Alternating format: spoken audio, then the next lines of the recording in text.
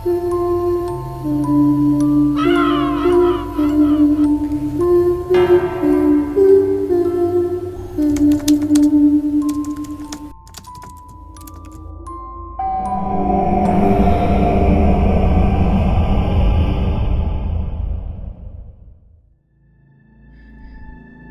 mapagpalang araw sa inyo, Misteri. Hindi ko po alam kung dapat ko ba talagang isulat ito, pero pakiramdam ko, kailangan kong mabahagi ang kwento kong ito sa inyo. Baka sa ganitong paraan, makatulong ako dun sa mga kaparehas ko ng pinagdaanan. Una po sa lahat, magpapakilala ako. Ako nga po pala si Andrea, 36 na taong gulang. Gusto ko pong ibahagi ang isang pangyayaring bumago sa buhay ko. At sana po inyong tunghayan ang aking kwentong kababalaghan.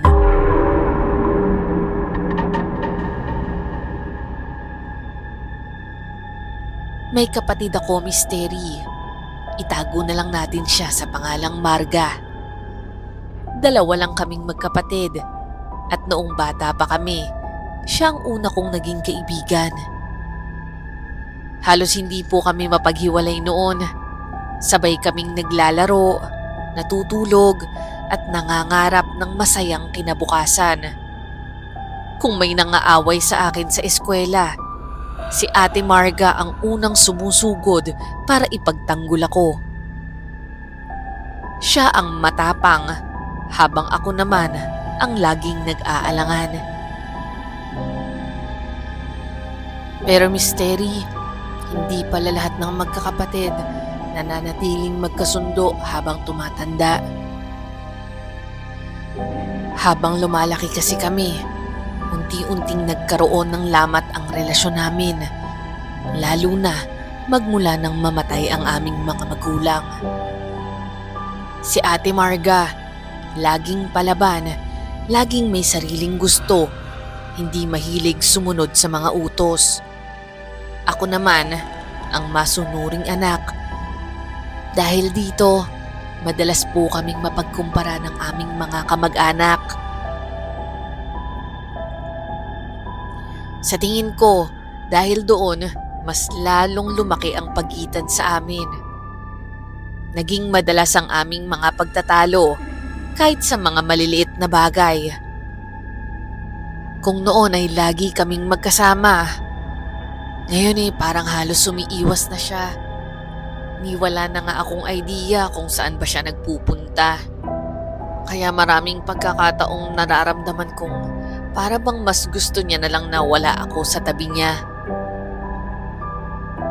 Alam mo, Misteri, madalas sumagi sa isipan ko na baka kung hindi nawala ng maaga ang mga magulang namin, baka mas magkasundo pa rin kami hanggang ngayon.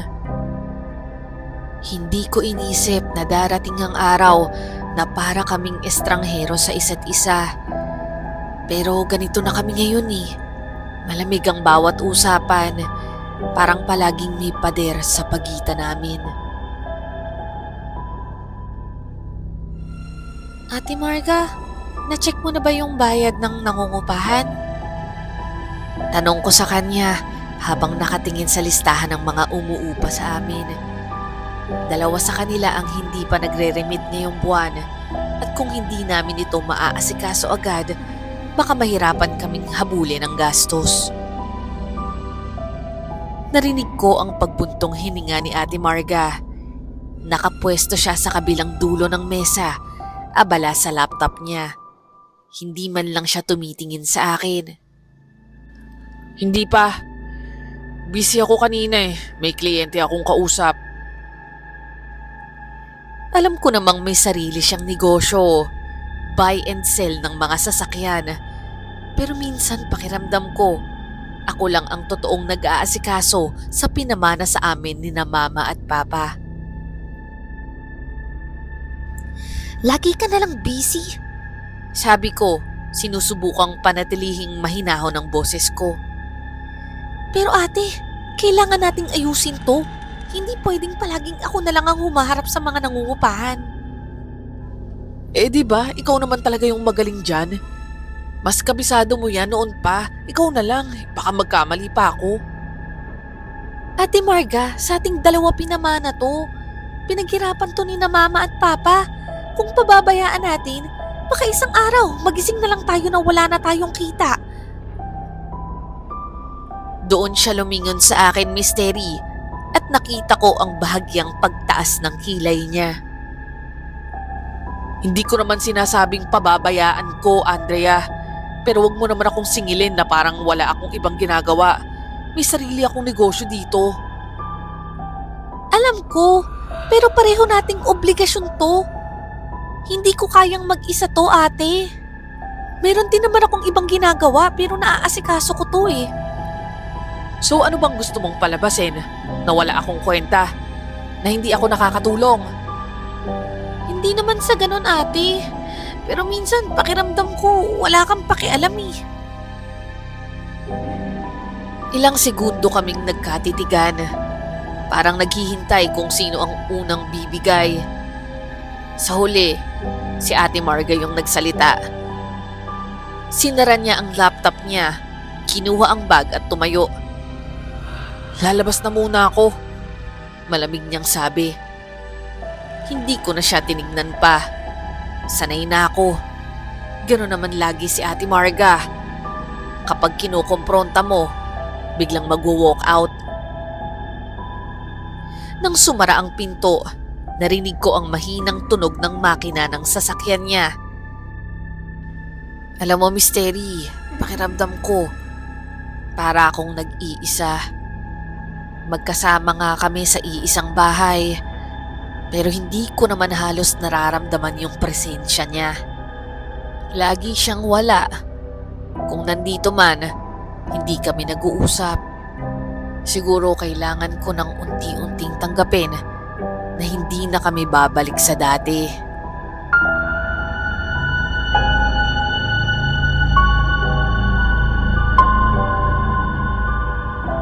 Isang hapon sa isang maliit na kainan, kasama ko ang aking mga kababatang sina Alma at Jericho. Hindi ko alam ha, pero may kutob talaga ako kay Lester. Ay nako, eto na naman siya. Ano na naman ba yung problema mo sa asawa mo? Oo nga, baka naman katulad lang yan nung dati. Sabi mo, nagsiselos ka sa office mate niyang babae. Sinugod mo pa nga sa opisina. Iyon pala, bagong bisor nila. Hayan tuloy, napahamak pa yung asawa mo. Hindi. Iba talaga to. Ramdam ko eh. Masyado siyang mabango pag umuuwi. Laging nakangiti at laging nakatutok sa cellphone. Alma, di ba normal lang naman yun? Ngingiti ka kung masaya yung araw mo. At saka kailangan ba uuwi siya ng mabaho at nakasimangot? Basta. Sa tingin ko kailangan ko talagang malaman kung may ginagawang kalokohan yung gonggong na yun. Ay nako Alma, pag-isipan mong mabuti. Iba ka sa kakaganyan mo, lalo kang mabuisit. O mas malala, baka totohanin na lang yan yung mga duda mo. Oo nga, mamanap ka kasi ng ibang pagkakaabalahan. Hindi yung puro yung asawa mo na lang yung nasa isip mo. Sama ka sa amin ni Rolex sa fun run o kaya magbike tayo. Malilibang ka na, sexy ka pa. Parang narinig ko pa lang yung sinabi mo eh. Napagod na ako agad. Asan nga pala yung si Rolex? Si Rolex Misteri ang isa pa naming kababata. Marami kami noon, mga batang kalsada. Yung tipong pagkatapos ng eskwela, diretso na sa labas para maglaro kung saan-saan. Pero habang tumatanda, nababawasan na kami. May mga lumipat ng bahay, nagkaroon ng ibang interes, o kaya naman nagtayo na ng sarili nilang pamilya. Sa huli, kaming apat na lang nina Alma, Jericho at Rolex ang may constant communication. Kahit paano. Ewan ko dun kay Rolex. Hindi naman nag-reply nung binanggit ko tong meet up natin. Baka Busy sa trabaho o sa bago niyang girlfriend? Wow ha? Pang ilang bago na ba yan? Napakababaero talaga ng lalaking yun. Teka, kayong dalawa, wala pa rin. Ang tagal nyo ng single Kung kayo na lang kaya. Sabay kaming napaawang ni Jericho. Napasulyap sa isa't isa. Ako naman, muntik nang mabuga ang iniinom kong juice. Baliw ka talaga. Kami na naman ang pinag-interesan mo. Kaya nga luma na yung banat mo. Alam mo namang alagang hayop lang ang turing ko dito sa kaibigan mo. Wow ha? Alagang hayop talaga? Baka ako pa nga yung amo mo at ikaw yung alalay ko, no? Kayo talagang dalawa. Kasi naman, tumatanda na tayo. Nauubusan na ng matinong lalaki sa mundo, Andrea. At ikaw, Jericho, huwag ka nang maghanap ng bata. Mauubusan ka lang ng pera. Alam ko naman yung mga tipo ni Jericho, Alma. At sigurado akong hindi ako yun. Tama ba, dude? Napangiti naman si Jericho. Bahagyang tumango. Alam ko naman kasi talaga, Mystery. Hindi ako ang tipo niya.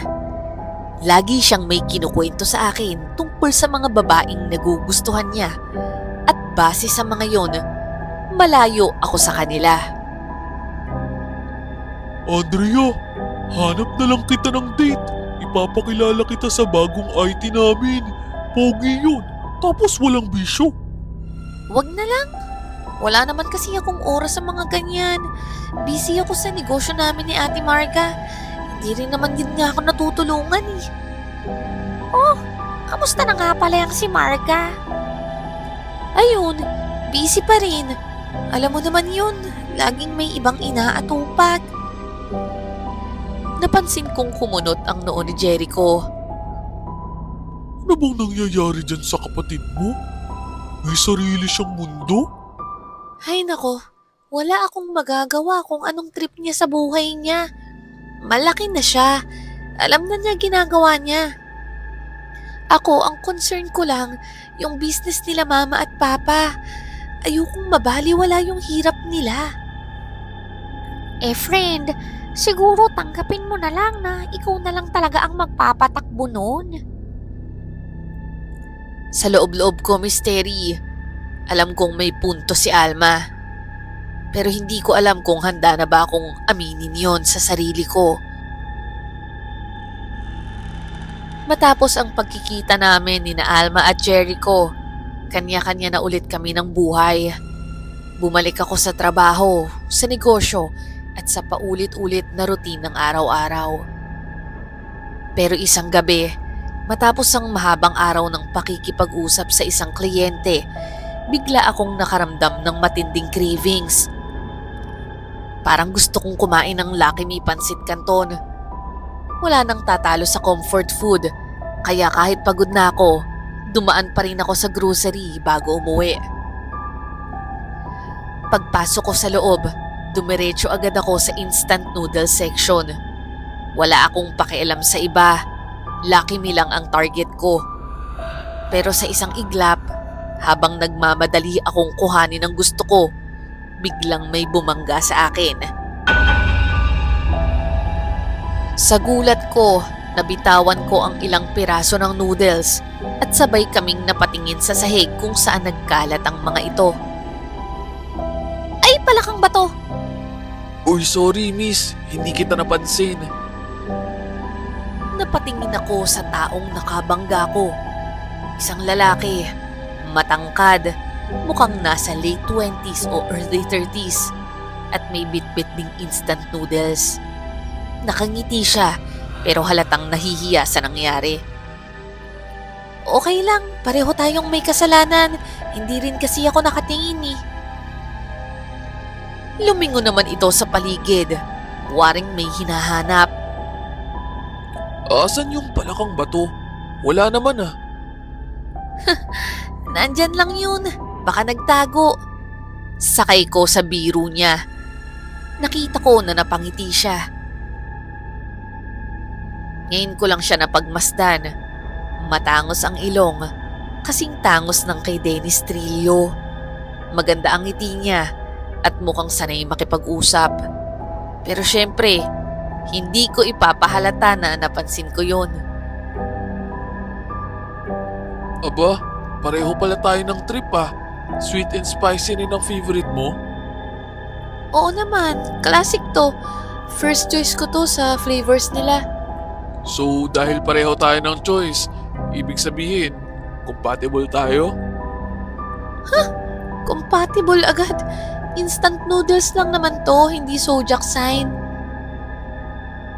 Napatawa siya. At sa totoo lang, Mystery, hindi ko rin napigilan ang sarili kong ngumiti. May something sa vibe niya eh. Parang madali siyang pakisamahan. Para bang madaling makagaanan ng loob. Pero syempre, hindi ko ipapahalata. Nagkabungguan lang naman kami. At hindi ko rin masyadong type yung mga lalaking mahilig magpa-cute kahit kanino. By the way, Makoy nga pala. Ikaw? Nilahad niya ang kamay niya sa akin at saglit akong nagdalawang isip pero tinanggap ko rin ito. Andrea, Nice meeting you, Andrea. Technically, sa'yo tong pansit canton, di ba? salamat. Pero wala namang nagmamayari niyan kasi hindi ko pa naman niya nababayaran. Oo nga naman. Gusto mo tulungan na kitang magbitbit niyan? Okay lang. Ito lang naman yung bibilin ko kaya hindi na ako kumuha ng cart. Sige mauna na ako. Tatalikod na sana ako, Mystery. Pero bigla siyang nagsalita. Sandali lang, Andrea. Pwede ko bang makuha yung number mo? Number ko? Para saan? Bebentahan sana kita ng insurance, tsaka aalukin sana kita ng networking. Tsaka para kung sakaling wala akong pera, baka pwede kitang utangan. Bigla akong natigilan. Hindi ko inexpect yung mga sasabihin niya. Hanggang sa bigla siyang nagpakita ng nakakalokong ngiti. Napagtanto kong nagbibiro lang pala siya. Joke lang. Siyempre, hiningi ko yung number mo para makausap pa kita. Loko ka. Akala ko tuloy scammer ka. Sorry na. Pero okay lang ba? Kung ayaw mo naman, hindi kita pipilitin. Nagbabaka sakali lang naman ako. Pero sige, mukhang ayaw mo ata eh. Salamat na lang. Pasensya na sa storbo. Ang drama mo, no? O sige na nga, ito na yung number ko. At ibinigay ko na nga ang numero ko sa kanya, Mystery. Hindi naman ako basta-basta nagbibigay ng numero sa mga hindi ko kilala. Pero ewan ko ba, parang ang gaan lang ng pakiramdam ko sa kanya. Pagka-uwi ko sa bahay, agad kong niluto yung binili ko. Habang inaantay kong maluto ang noodles, sandali akong napahinto at napangiti. Ang sarap sana ng ganito kung buo yung pamilya mo. Naalala ko kasi, Mystery, yung mga panahon na buo pa kaming pamilya. Itong pansit canton, paborito rin kasi ito ni Ate Marga. Noong bata pa lang kami, nag-aagawan pa kami sa natitirang nilagang itlog ni Mama. Lagi pa nga siyang nauuna, kaya kadalasan ako yung nauubusan.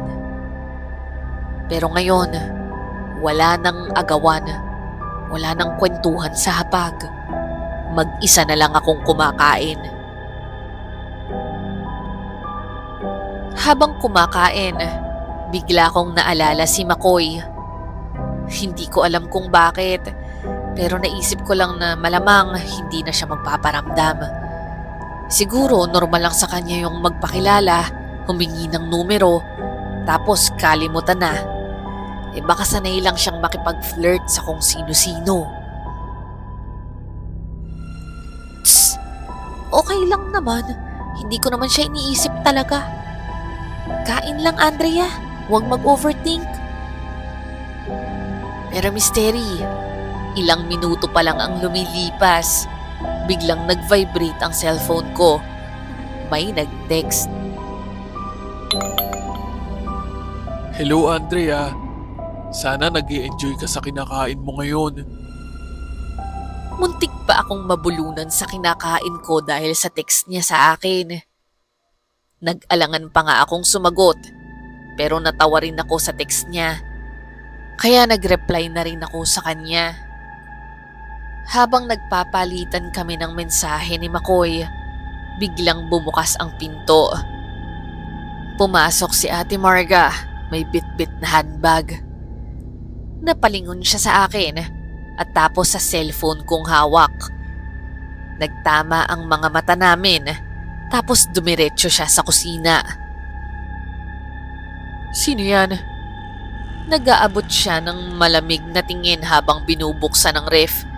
Halatang curious pero ayaw niyang ipahalata. Wala. Wala, pero nakangiti ka dyan? Bakit? Bawal bang ngumiti? Tumunog ulit ang phone ko at tumaas naman ang kilay ni Ate Marga.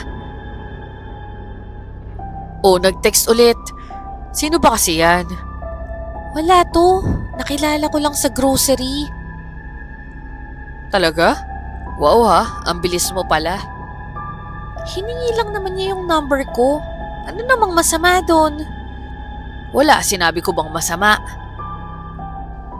Hindi ko na lang pinansin yung kasungitan niya, Mystery. Kumuha ako ng isang plato at itinulak papunta sa kanya. Oh, kain ka. Sweet and spicy to. Paborito mo, di ba? Matagal na akong di kumakain yan. Nagtaka man ako, Mystery. Pero hinayaan ko na lang. Marami na rin namang nagbago sa kanya. Siguro kasama na doon yung mga paborito niya. Tumayo na siya, bit-bit ang tubig at naglakad papunta sa kwarto niya. Habang ako, nanatili lang sa mesa, nakatingin sa pansit kanton na hindi man lang niya hinawakan.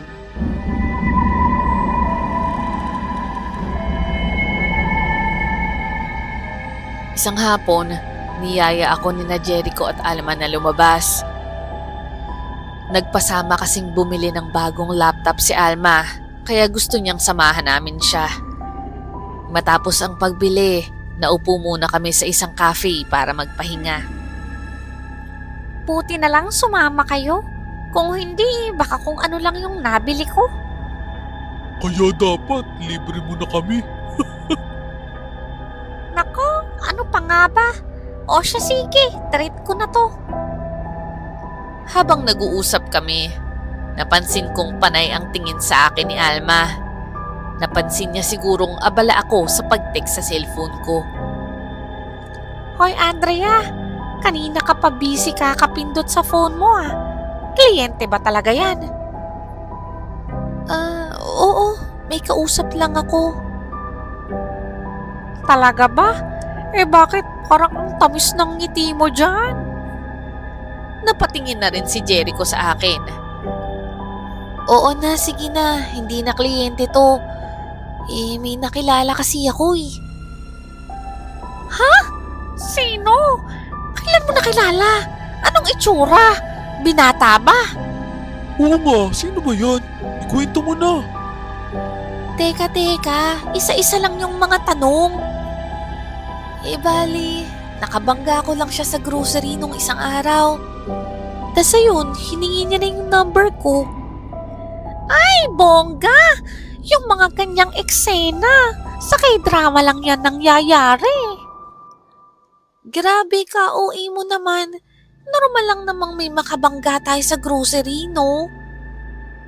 Pero teka, baka naman may asawa na yan o kaya may jowa na. Kasi yung mga lalaking ganyan na mahilig magpakilala sa mga babae kung saan-saan, sila talaga yung mga babaero eh. Hoy, Jericho! Huwag kang nega! Pagkakataon na to ni Andrea. Malay mo, siya na yung destiny niya. Actually, Jericho, napaisip din ako dyan eh. Tsaka hindi naman ako madaling magpapauto. Ay nako, ayan ka na naman. Advance kayo mag-isip eh, no? Hindi nyo pa nga siya kilala. Ginajudge nyo na agad. Tama ka rin naman dyan, Alma. Siguro nga, dapat kilalanin ko muna siya ng mabuti bago ako manghusga. Wala namang masama kung kikilalanin mo siya. Basta mag-ingat ka lang.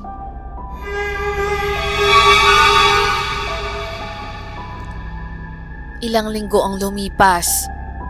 Ilang beses na rin kaming nagkita ni McCoy. Mystery, mabait at nakakatawa talaga siya. Sa totoo lang, hindi ako madaling magtiwala, lalo na sa mga lalaki. Pero parang iba si McCoy. Noong una, inoobserbahan ko siya. Tinitingnan kung may asawa ba o kung may tanda ng pagiging babaero. Ilang beses na kasi kung niloko noon, kaya mas naging mapanuri na ako pagdating sa ganitong bagay. Pero sa ngayon, wala akong nakikitang masama sa kanya.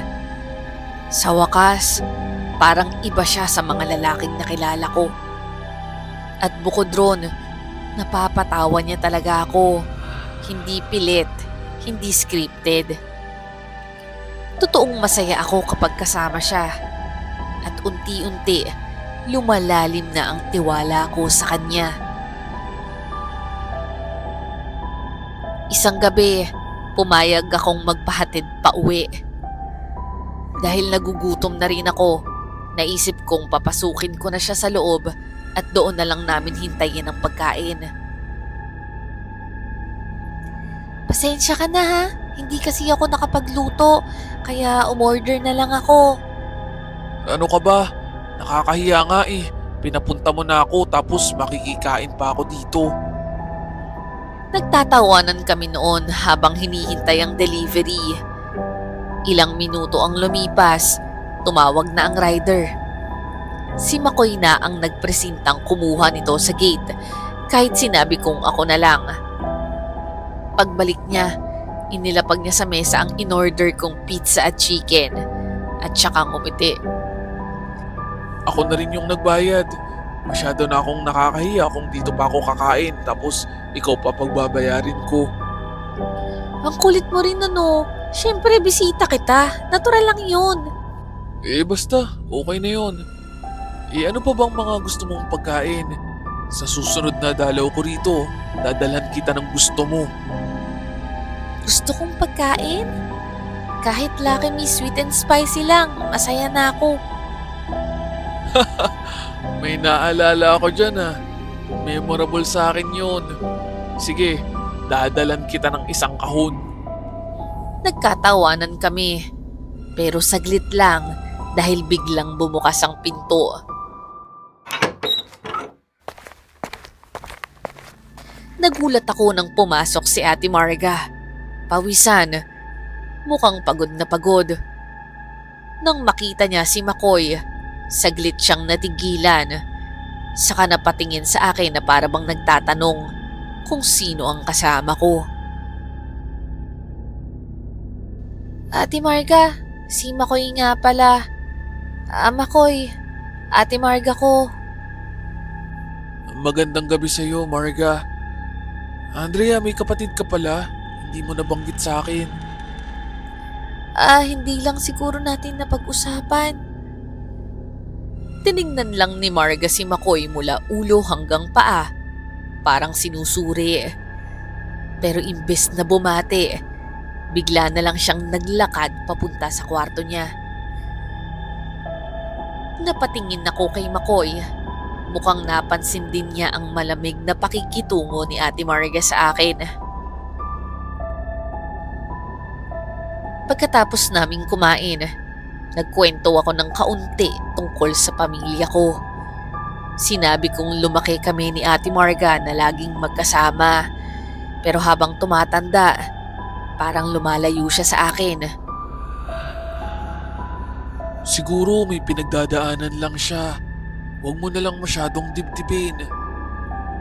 Na-appreciate ko naman yung mga payo niya sa akin. Naramdaman ko rin na mas lalong lumalalim yung tiwala ko sa kanya dahil nakaramdam ako na medyo kampante na akong mag-open sa kanya. Maya-maya, nagpaalam na rin siya. Sige Andrea, uwi na ako. Salamat sa pagkain ha, kahit ako yung nagbayad. Loko ka! At tuluyan na nga siyang umuwi sa kanila.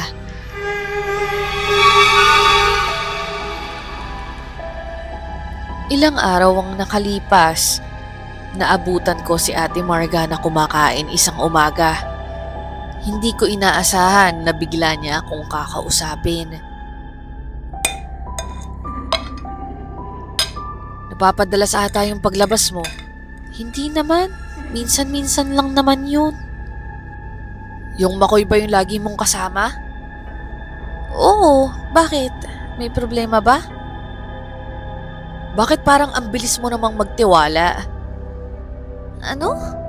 Bakit naman? Ano bang problema dun? Andrea, hindi mo pa siya kilala ng matagal. Paano kung niloloko ka lang yan o kaya baka ginagamit ka lang? Alam mo Ate Marga, hindi naman ako tanga. Marunong akong mag-ingat. Talaga? Ilang beses ka nang nasaktan, di ba? Akala mo ba iba yon? Lahat ng lalaki magaling lang sa una. Nag-init ang ulo ko sa sinasabi niya. Hindi ko alam kung nag-aalala ba siya o talagang gusto niya lang akong saktan. Ate, kailan ka pa naging concern sa akin? Eh di ba lagi namang wala kang pakialam? Bahala ka, isipin mong gusto mong isipin. Basta ako, binabalaan lang kita. Binabalaan? Eh parang ayaw mo yata akong maging masaya eh. Bahala ka na. Huwag mo kong sisihin kapag nagka-problema ka ha. Sabay tayo niya at iniwan ako sa dining area. Hindi ko talaga alam kung ano yung problema niya. Samantalang ako, hindi ko naman siya pinapakailaman sa ginagawa niya sa buhay niya.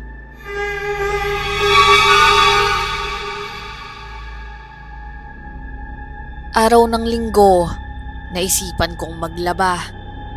Napadaan ako sa kwarto ni Ate Marga at naisip kong isabay na rin ang mga maruruming damit niya. Total, naka-automatic washing machine naman ako.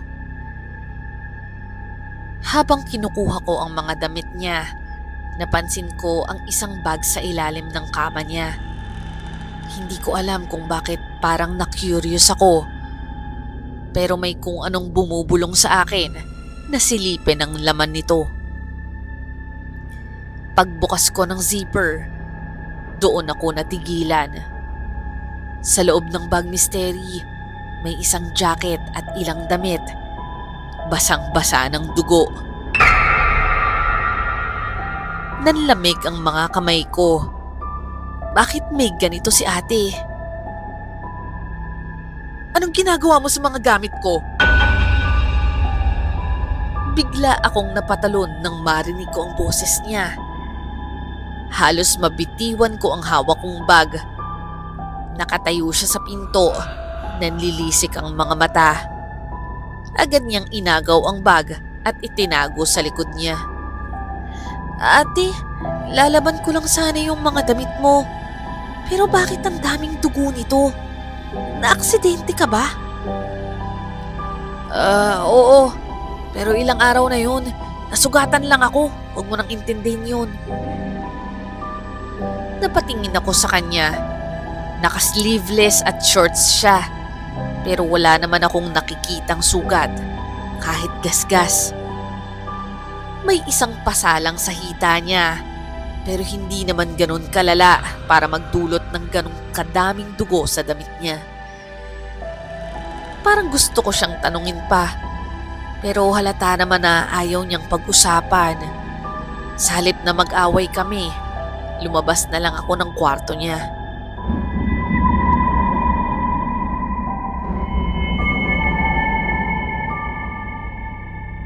Kinagabihan, may lakad kami ni Makoy noon.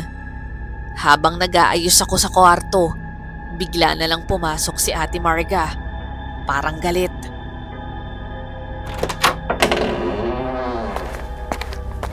Andrea, huwag kang sumama dyan sa makoy na yan. Ha? Bakit? Basta, wala akong tiwala sa kanya. Ate, ano bang basehan mo? May ginawa ba siya sa'yo? Basta, sundin mo na lang ako. Ate mo ko. Ate, hindi na ako bata. Kung may dahilan ka, sabihin mo. Pero kung wala, hindi kita susundin. Andrea, alam mo ate, hindi ko mapigilang maisip eh. Parang ayaw mo kong maging masaya.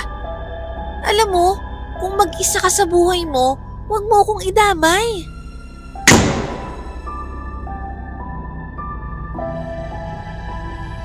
Alam kong masakit ang nasabi ko kay Ate Marga, Miss Terry. Pero nung panahon na yon, yun talaga yung nararamdaman ko. Mas nanaig sa isipan ko na unahin ko ang sarili ko.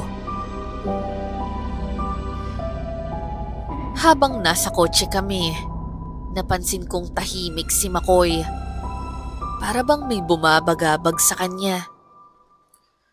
Uy, okay ka lang? Napatingin naman siya sa akin saglit at tumingin ulit sa daan. Parang nag-aatubili siyang sumagot.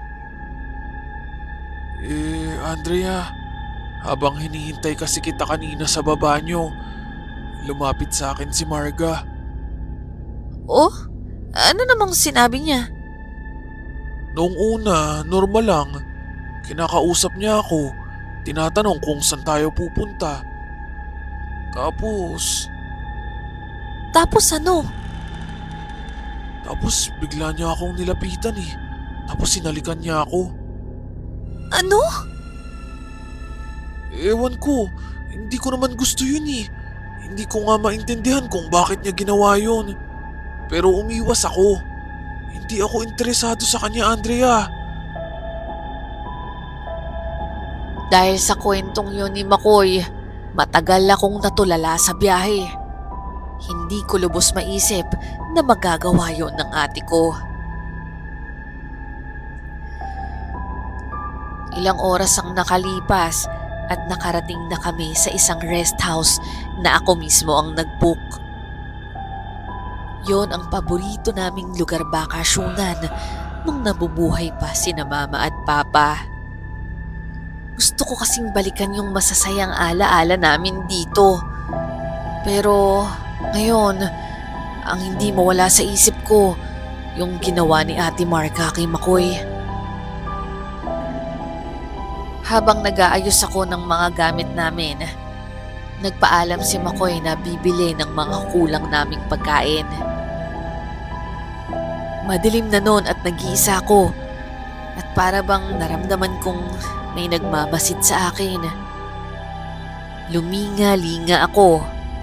Wala namang ibang tao rito.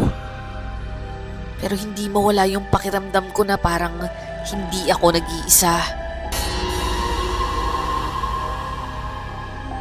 Hanggang sa parang may narinig akong kaluskos sa likuran. Dahan-dahan akong sumilip sa kusina at doon nakita ko ang isang figura. May kinakalikot sa drawer. Ate? Lumingon siya sa akin. Pero imbes na magpaliwanag, lumapit siya sa akin ng mabilis. Andrea, umuwi na tayo. Ano bang ginagawa mo dito? Bakit mo ako sinusundan? Hindi talaga ako kampante na kasama mo yung Makoy na yan eh. Talaga ba? O baka naman naiinggit ka lang? Ate, alam kong inakit mo siya.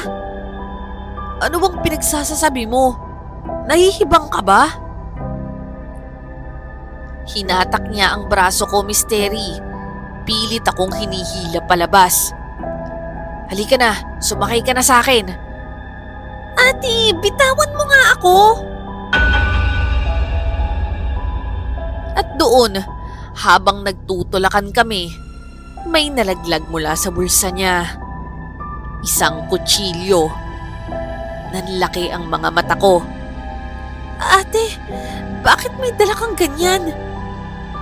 Hindi siya sumagot. Halata ang kaba sa mukha niya.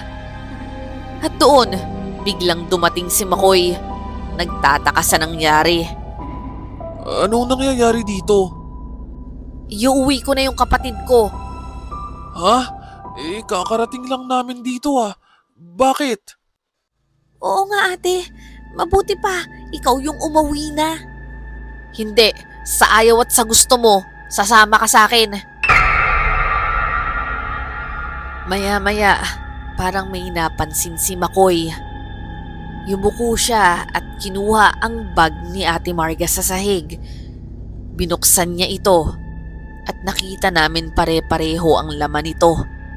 May mga bote na may lamang pulang likido at kung ano-anong mga kakaibang bagay na medyo nakakakilabot. Ano to? Nanlamig ako at napatingin ako sa kanya. Hindi ko na alam kung siya pa ba yung ate na nakilala ko. Parang ibang tao na siya. Bigla namang inagaw ni Ate Marga ang bag kay Makoy at pinulot ang kutsilyo. Nagkatinginan kami ni Makoy at para bang nagkaintindihan na kailangan na naming umalis sa lugar na yon. Bigla akong hinatak sa kamay ni Makoy at sabay kaming tumakbo palabas mula sa rest house. Ramdam ko ang mabilis na tibok ng puso ko, hindi lang dahil sa pagtakbo, kundi dahil sa takot at pagkalito. Lumingon ako pabalik. Nakita ko pa si Ate Marga na nakatayo sa may pintuan. Sinisigaw niya ang pangalan ko. Matatalas ang tingin niya at para bang galit na galit siya na nakakalayo ako.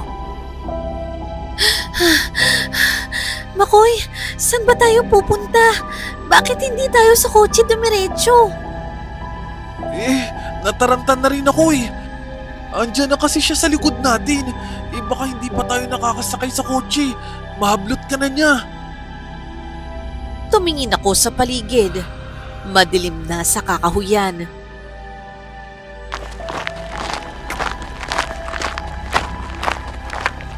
Hinila niya ako papalapit sa isang puno. Magtago muna tayo dito. Delikado yung ate mo, Andrea. Mukhang hindi siya gagawa ng tama. Nakita mo ba yung mga dala-dala niya? Natatakot akong sumagot, Misteri. Parang hindi ko matanggap na sa ate ko yun. Oo, pero kasama ko siya sa bahay. Kapatid ko siya. Hindi niya ako gagawa ng masama. Andrea, noon yun. Nung hindi mo pa alam yung laman ng mga gamit niya. Pero ngayon, sa tingin mo, ganun pa rin? Napaisip naman ako. Tama si Makoy. Hindi ko na nga kilala ang sarili kong kapatid. Kaya hindi ko na rin alam kung ano ang kaya niyang gawin. Nagpatuloy kaming tumakbo ni Makoy nang hindi alam kung saan tutungo. Ang tanging mahalaga lang sa sandaling ito ay makalayo kay Ate Marga at sa kakaibang bagay na nakita namin. Bilisan mo, Andrea. Baka maabutan tayo. Mabilis kaming tumakbo at lumusot sa makikitid na daan sa pagitan ng mga puno. Pero sobrang dilim, Misteri. Isang maling hakbang lang, pwede akong matumba.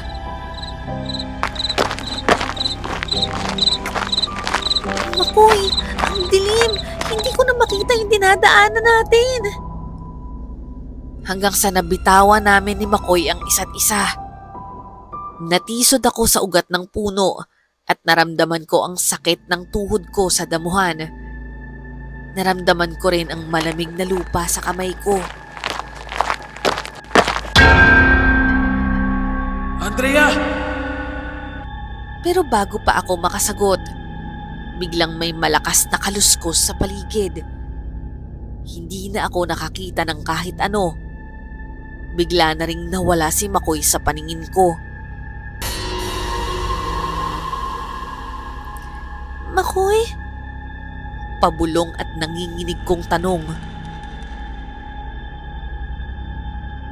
Tahimik, Misteri. Wala akong naririnig, kundi ang mga kuliglig at tunog ng puno na sumasabay sa hangin. Napalinga-linga ako sa paligid. Pinilit kong may makita kahit sobrang dilim. Dahan-dahan akong pumasok sa isang mababang damuhan. Pilit pinapakalma ang sarili. Huminga ako ng malalim. Sinisikap na huwag gumawa ng ingay. At Misteri, doon ko nga nakita, sa kadiliman, may dalawang maliwanag na mata ang nakatingin sa akin. Pulang-pula at nanlilisik. Nagpigil ako ng hininga para akong napako sa kinatatayuan ko. Ano yun? Unti-unting lumalapit sa akin ang nilalang at kitang-kita ko ang mga matalim nitong kuko at ang ngisi sa bibig nito na may matutulis ng ngipin. Umatras ako, dahan-dahan, pero biglang, aray! Isang malaking pulang langgam ang kumagat sa binti ko. Hindi ko napigilan ang sarili kong mapaungol sa sakit. At sa sandaling yon, biglang lumaki lalo ang mata ng nilalang at tinitigan ako. Tumakbo ito papunta sa akin. Huwag! Akmang tatalon na ito sa akin nang sa sobrang taranta ko ay dumampot ako ng lupa at isinaboy sa mukha nito.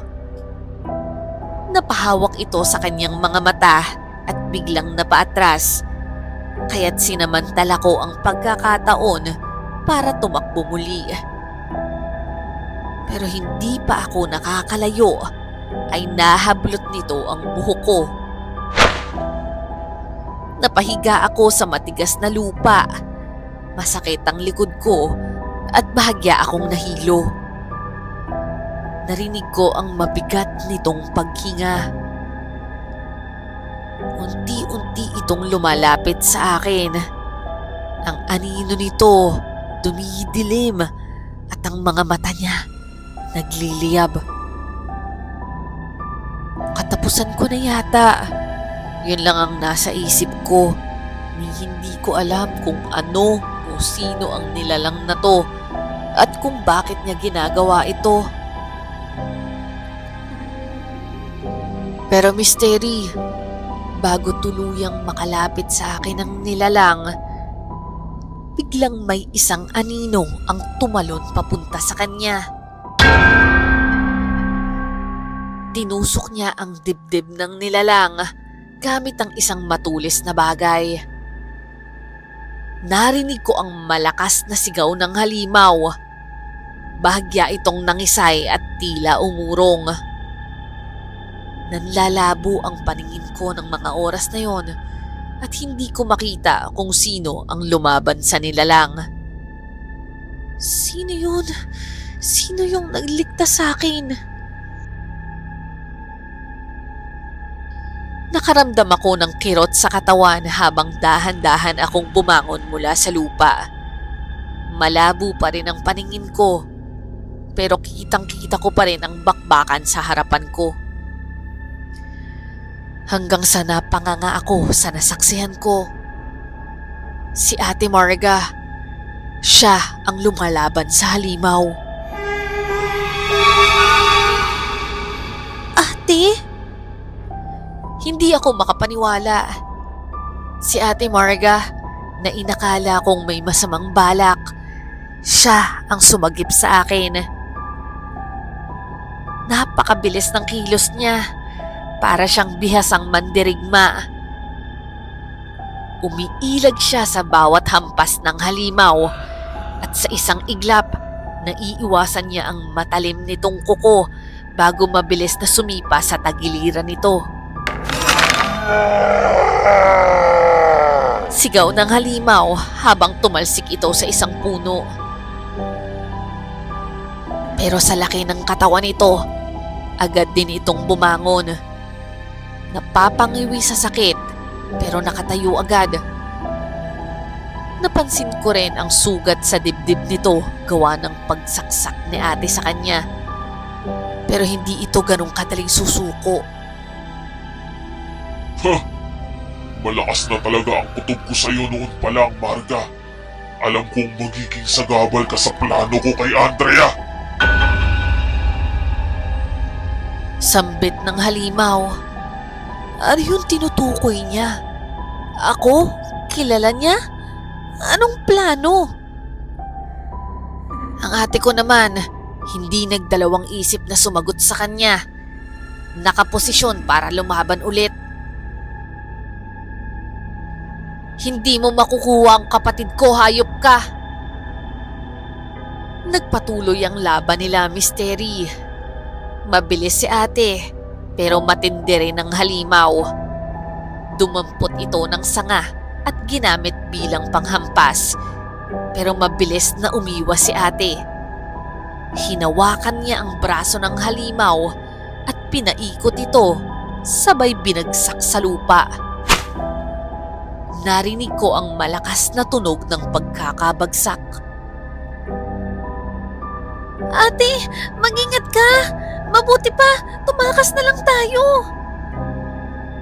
Hindi naman ako sinagot ni ate. Tila porsigido siyang tapusin ang laban. Napatingin naman ako sa paligid at naalala kong bigla si Makoy. Nasaan na siya? Napahama kaya siya? Anong ginawa sa kanya ng nilalang? Pero bago pa ako makapag-isip ng kung ano, biglang sumigaw ang halimaw at sumugod muli kay ate. Sa bilis ng pangyayari, nakita kong bumunot si ate ng isang kutsilyo mula sa likuran niya. Napatalon siya at isinaksak yun sa leeg ng halimaw. Nagpumiglas ang halimaw. Gumagalaw-galaw pa ito, pero unti-unti ring nanghina. Hanggang sa bumagsak na siya. Tapos na yung laban.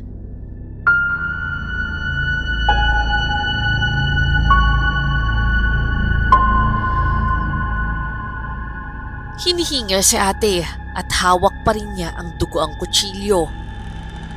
Tinignan naman niya ako at sa mata niya nakita ko ang lungkot, pagod at isang bagay na hindi ko matukoy. Napatitig naman ako sa walang buhay na katawan ng halimaw. Nakabagsak ito sa lupa, duguan at hindi na gumagalaw. Pero may kung anong hindi tama ang nangyayari sa kanya. Dahan-dahan, nagbabago ang anyo nito. Ang matatalas nitong kuko ay unti-unting lumiliit. Ang madilim at kalas-kalas nitong balat ay bumalik sa normal na kutis ng tao. Ang pulang nanlilisik nitong mata ay unti-unting nagdilim. Naging pamilyar, Misteri. At nang tuluyan na nitong makuha ang tunay na anyo nito, napaatras ako. Hindi maaari. Si Makoy? Nakatitig ako ngayon kay Makoy, nakahandusay sa lupa, puno ng dugo. Ang taong pinagkatiwalaan ko at muntik nang mahulog yung loob ko. Misteri, isa pala siyang aswang. Nangangatog ang kamay ko. Pakiramdam ko, parang may kung anong bumibiga sa puso ko. Napalingon naman ako kay Ate Marga. Nahawak pa rin niya ang kutsilyo. Sa unang pagkakataon, nakita kong nanginginig ang kamay niya. Ate Marga, anong nangyayari? Hindi ko naiintindihan. Papaliwanag ko sa'yo. Bumalik muna tayo dun sa rest house. Tahimik kaming bumalik sa rest house. Mabigat ang pakiramdam ko.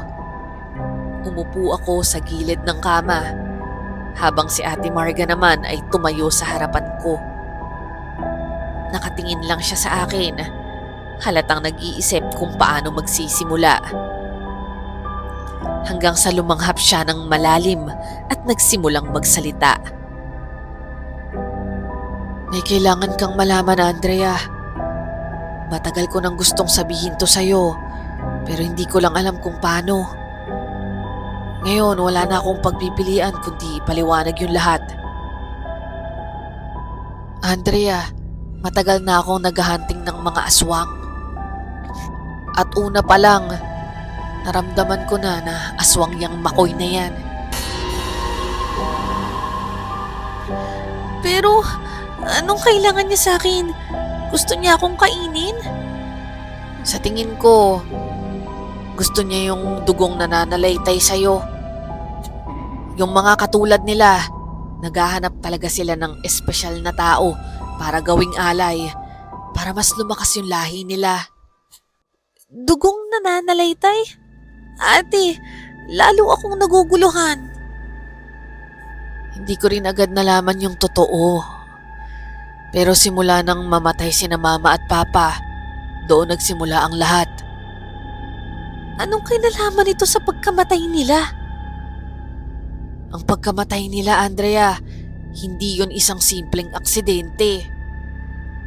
Pinatay sila ng mga aswang.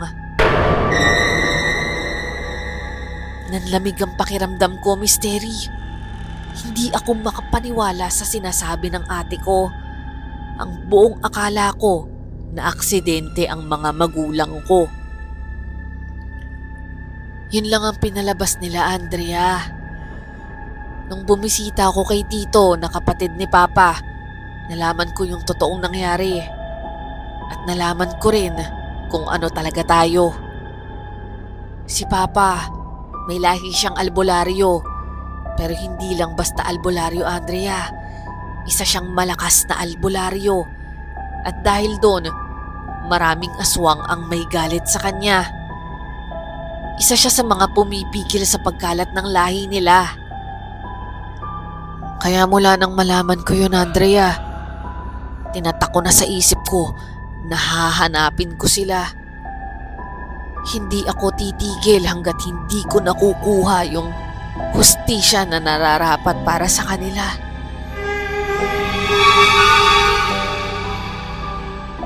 Napayuko naman ako at tuluyan ng naiyak.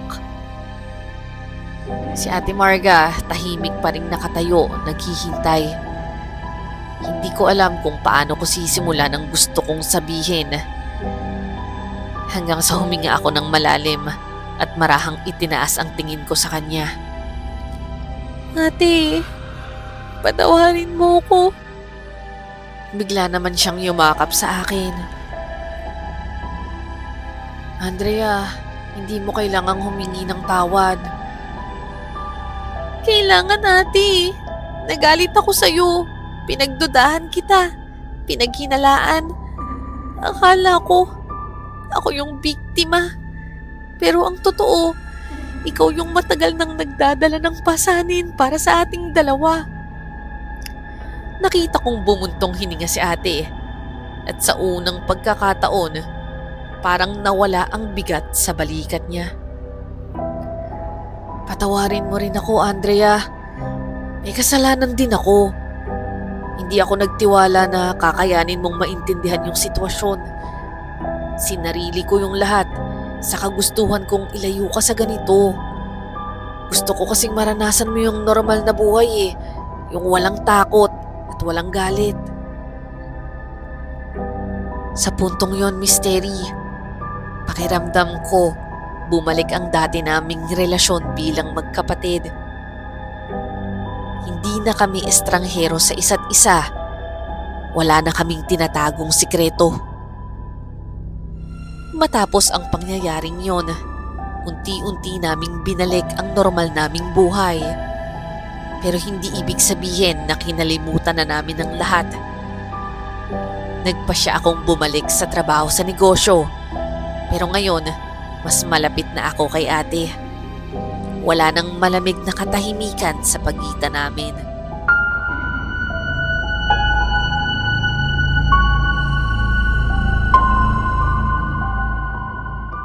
Kasabay ng pagbalik ng magandang relasyon namin ni Ate Marga, ay sumasama na rin siya sa amin ni na Jericho at Alma.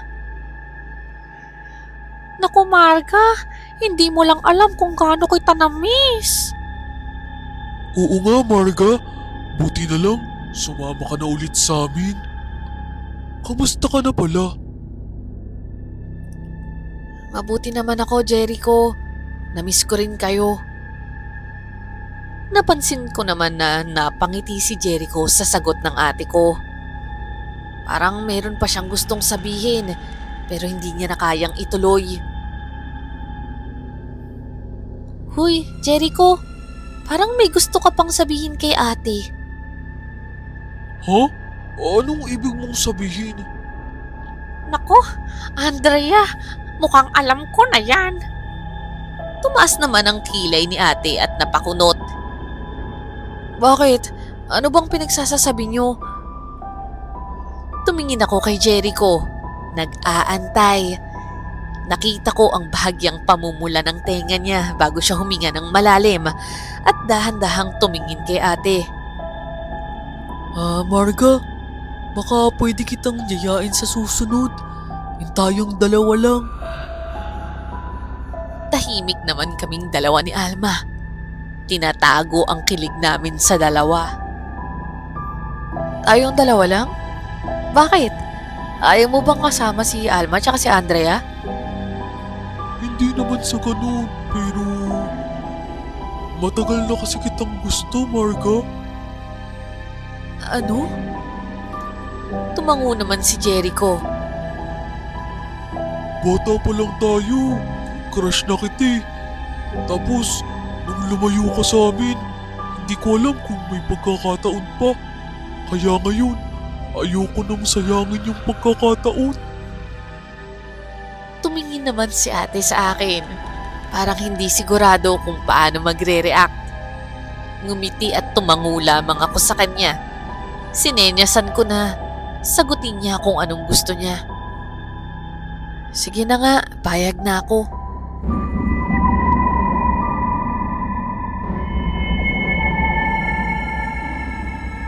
At sa sagot na ate na yon, sabay-sabay kaming napangiti.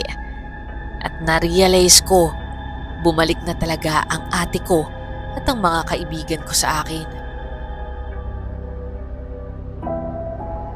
Dumaan ang mga araw misteri at bumalik si ate sa kanyang misyon. Alam kong hindi siya titigil hanggat hindi niya natatapos ang laban niya sa mga aswang. At sa pagkakataong ito, hindi ko na siya iiwan. Hindi na namin siya iiwan. Dahil misteri, sinabi na rin namin kay Jericho ang katotohanan. Si Jericho kasi at si Ate Marga naging magkasintahan. At mula ngayon, 3 na kami sa laban. Pinangako namin sa isa't isa na walang iwanan. Hanggang dito na lamang po ang aking kwento misteri. At sana po nagustuhan ito ng inyong mga tagapakinig. Muli, maraming salamat po at God bless sa inyong channel.